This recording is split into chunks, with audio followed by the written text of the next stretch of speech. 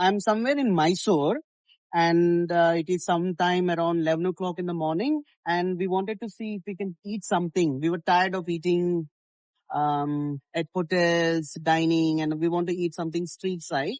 So we just bumped into this place where apparently they just offer non-vegetarian breakfast. So I'll show you some. Uh, so this is idli with fish curry. Then we have some chicken manchuria. Hello, bhaiya. Yeah, this is like chicken and paratha with some salad also. And come here, chicken biryani in the morning, ragi with some mutton, then mutton paya with idli. This is amazing.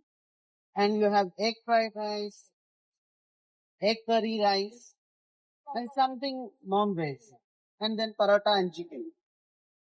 Great.